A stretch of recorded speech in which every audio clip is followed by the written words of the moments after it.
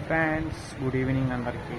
నేను ఈరోజు మీకు చెప్పదలసిన టాపిక్ వచ్చేసి వినాయకుడు పూజ అంటే ఏంటి.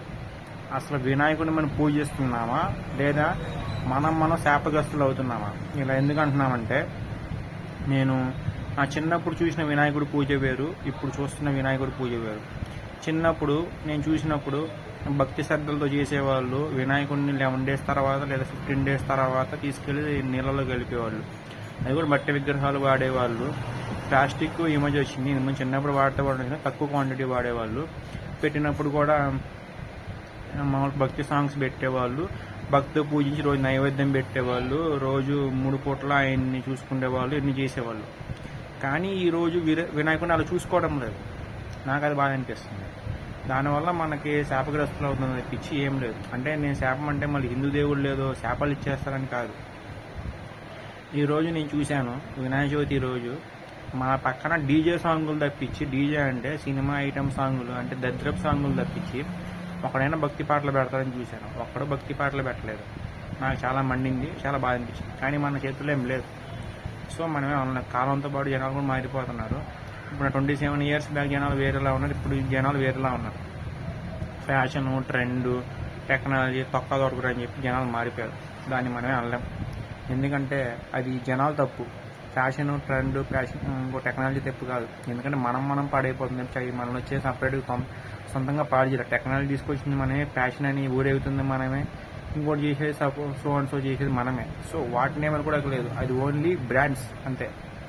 లేదంటే మన అలవాట్లు తప్పించి, మన వల్ల వచ్చినవి తప్పించి వాటి వల్ల మనం రాలేదు. సో ఇక్కడి నుంచి అయినా వినాయకుడిని భక్తి శ్రద్ధలతో పూజించండి. మట్టి వినాయకుడిని పూజించండి. పర్యావరణాన్ని కాపాడండి. ప్లాస్టర్ ఆఫ్ ప్యారిస్తో తయారు చేస్తారు దాన్ని, ప్లాస్టిక్ దాన్ని వినాయకుడి విగ్రహాన్ని.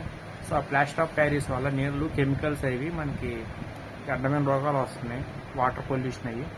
సో అందుకని మట్టి వినాయకుడిని వాడండి. మట్టి అయితే న్యాచురల్, దానివల్ల దీన్ని కెమికల్స్ ఉండవు. మట్టిలో కలిసిన కరిగిపోతే తప్పించి నీళ్ళలో కలిసిన ఏం కాదు. సో అందుకని మొత్తుకుంటున్నారు, కానీ ఎవడు అంటలేదు. ఎవడు పోయేకాలం వాడు తెచ్చుకుంటున్నారు దగ్గరికి. మనం చేసేది లేదు. ఇది కలికాలం అనాలో, పోయేకాలం అనాలో. జనాలు విపరీత బుద్ధులు వస్తున్నాయి. వినాశకాలు విపరీత బుద్ధి అని శివుడు ఊరినే డైలాగ్ చెప్పలేదు. జనాలు ఇప్పుడు వినాశకాలు విపరీత బుద్ధులు ఉన్నారు, మనుగుతున్నారు. అడ్డమైన డ్యాన్స్లు వేస్తున్నారు వినాయకుడు ఎదురుగా. పద్ధతి గలవులు ఒక్కడు లేరు. చెప్పమా. Hello, sorry, thank you, sorry for disturbance. అదే ఇప్పుడు చిందులు వేయడము, డిస్కో సాంగ్స్ పాడడము ఇలాంటి వల్ల మన ఉపయోగం లేదు. ఎందుకంటే మనం దేవుని భక్తితో పూజిస్తే ఆయన వరం ఇస్తాడు. లేదు అడ్డమైన వేషాలు వేస్తే మన పాపం ఎప్పుడు కానీ పండుతుంది. సో ఇక్కడి నుంచి అయినా దేవుడిని దేవుడిలో పూజించండి. అడ్డమైన డిస్కో సాంగ్లు పెట్టి పోనీ ఇంతకుముందులాగే ఏమన్నా పోనీ 9 డేస్ 11 డేస్ ఉంచుతారా? ఈరోజు వినాయక చవితి అయితే థర్డ్ డే లేపేస్తున్నారు. మరి వీళ్ళు దేవుడికి ఏమి భక్తి ఇస్తున్నట్టు, ఏం ప్రిఫరెన్స్ ఇస్తున్నట్టు నాకైతే అర్థం కాలేదు. మన అమ్మమ్మ కాలం వల్ల కొంచెం బాగా ఉండేవాళ్ళు. ఇప్పుడు అంతా చెడిపోతున్నారు. ఈ ఫోన్లు, ఈ జనాలు, ఈ సినిమాల వల్ల చెడిపోతున్నారు. ఈ డైరెక్టర్ అట్రాస్ వచ్చారు, జనాలు అట్రాస్ వచ్చారు, అంతా అట్రాస్ వచ్చారు. సో మన దౌర్భాగ్యం మనమే కొని తెచ్చుకుంటున్నాము. సో దేవుడిని దేవుడిలో పూజించండి. ఎక్కడి నుంచి అయినా మట్టి వినాయకుడిని పూజించండి. పర్యావరణం కాపాడండి.